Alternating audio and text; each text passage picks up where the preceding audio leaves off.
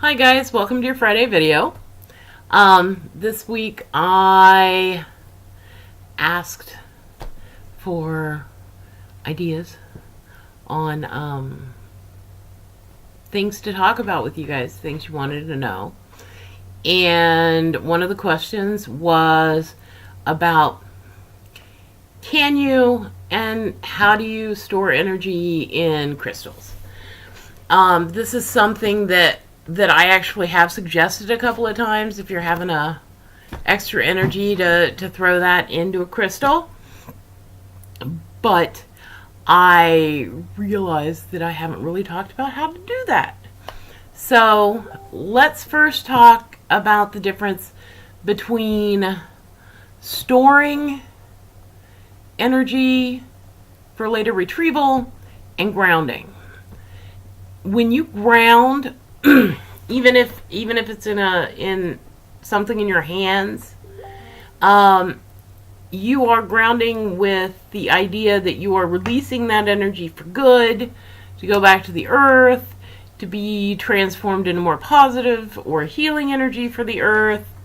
I use this, which is very smooth and happy and kind of fits into my hands, and is some kind of basalt or gigantic chunk of slate. I'm not sure. It's very smooth and gray and happy. It feels good in my hands, so that's what I use. I encourage you to find a river rock or something like this that works for you, that fits comfortably into the palm of your hands, that your fingers can close around on. That's old Pennsylvania powwow medicine. They would use these kinds of stones to ground into, to draw illness out of people in, and those rocks can store an amazing amount of energy. And once it's full, and you'll know when it's full, those kinds of rocks can be chucked into the lake or stream without any feeling bad about that. Because one of the things with the powwow stones is you have to find them in nature. You can't go into the rock shop for those. So that's kind of grounding. You get rid of it and it's gone. With storing energy to pull back out later, there are a few more steps. And I really recommend that you use clear quartz for this. Mostly because quartz has the largest storing capacity of the crystals. It really is our master stone for that. So that's what you'll want to use.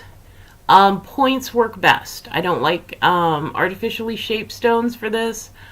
I don't like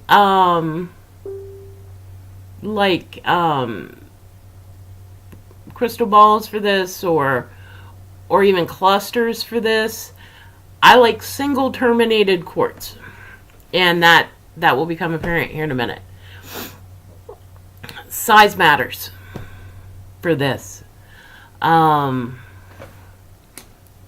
Yes, this fits in your pocket, and yes, it actually has a good storing capacity, but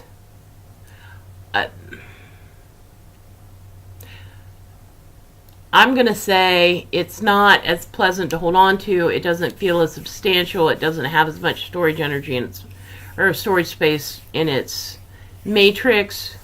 Something this size would be better served as a bit of jewelry, or in a grid, or in a gree bag, something like that.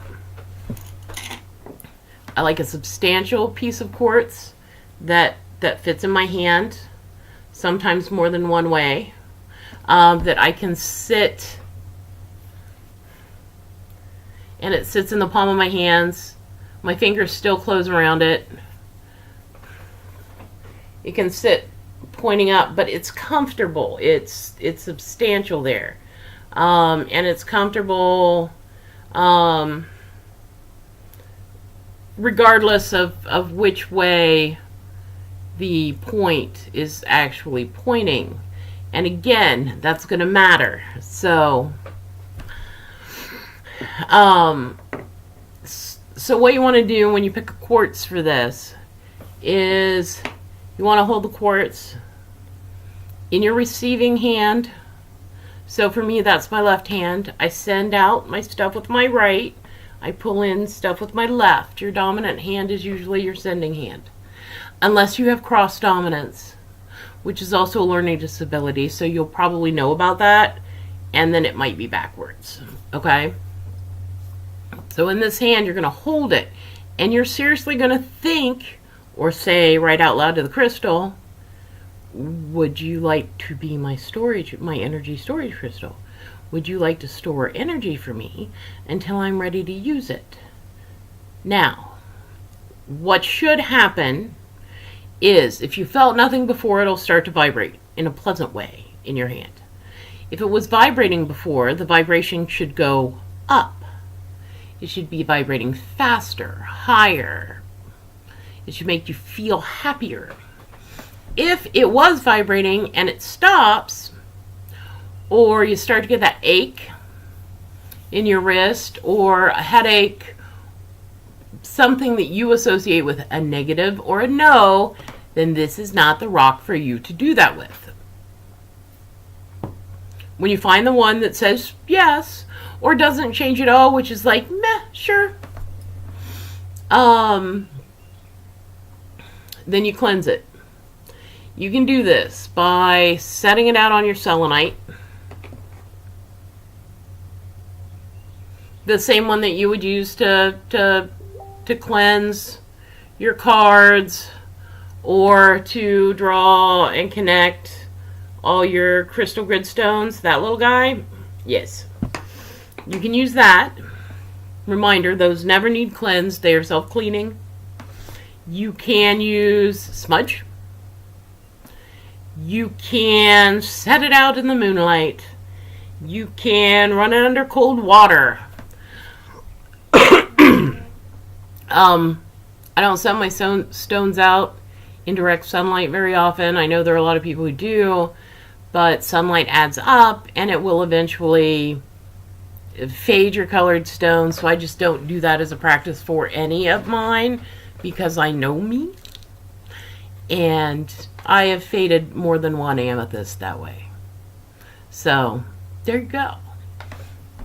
So once you have it cleansed, you're going to program it. Now, this is going to be a new term for some of you.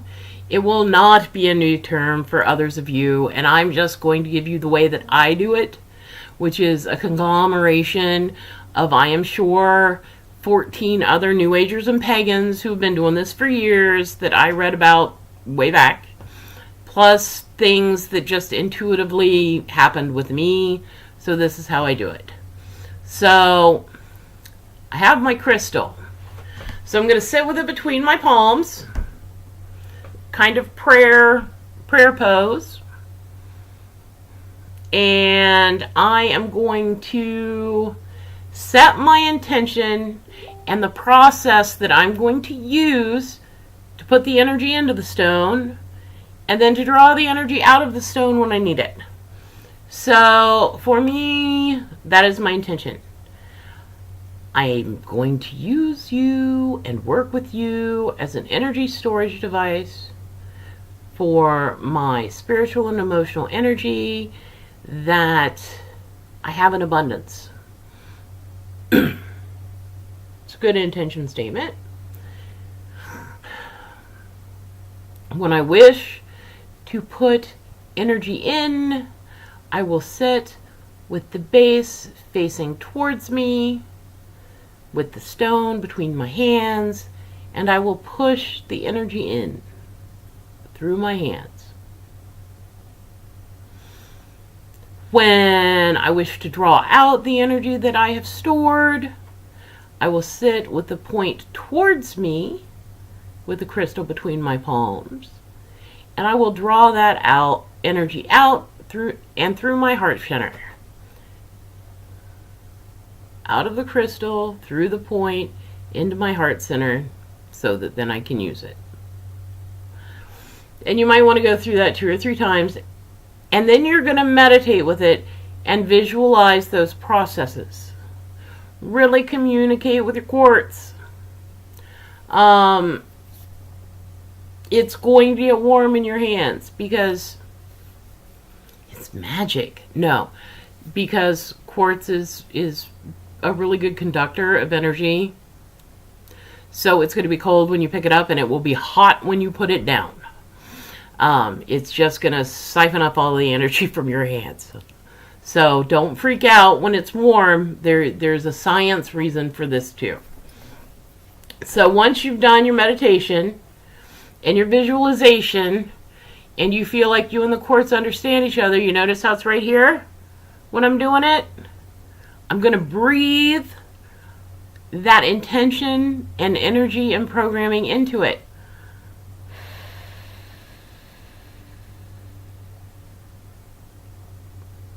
Just like that. And you can do that in 3s if that's what your path is. You can do it a few times until it feels vibrating and good, like it understands. It may take more than once. For the breath, this process really should only have to take once. But yes, just through your mouth.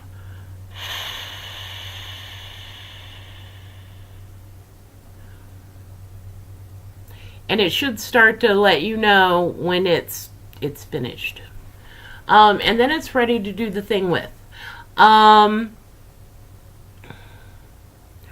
don't tend to cleanse these because I tend to put them up out of the way where they're not getting moved around, dusty, bumped. Not even my animals really have access to them. The energy storage things. You can carry them in your pocket. You can carry them in your purse. I would protect the point just out of respect to the stone. The one you may find, while it's got the point shape, may have chips or dings, and that's fine. It's the crystal that wants to work with you. And you can talk to my husband sometimes in person, and he will tell you not all the crystals that I pick up and go, I have to take this home, are actually pretty. They're useful, they're powerful, they're happy, but healers pick things that know from experience how to heal. So that's something to take into account too. Later you can break programming if you have to, and that's when you'll cleanse it. You'll draw out the energy you need to do the working, and you will go through the cleansing process again, and you will release. You'll do the meditation daily with it between your hands, and you'll blow on it again with the idea that you are releasing it from that programming, and it is clean to be used for other things in the future. So I hope that helps. That really is just my process. You will find more and more as we work with crystals that a lot of my actual work with them is going to involve breath. I don't know why. That's just how it happens. It's what they like, so it's what I do. So yeah. Have a good weekend. I think next week we will talk about attachments, hangers-on, clingers, the little ickies that latch on to your auric field and F with your energy hard. So we'll talk about that next week, and I hope you have a great weekend. All right, guys. See you next time. Bright blessings.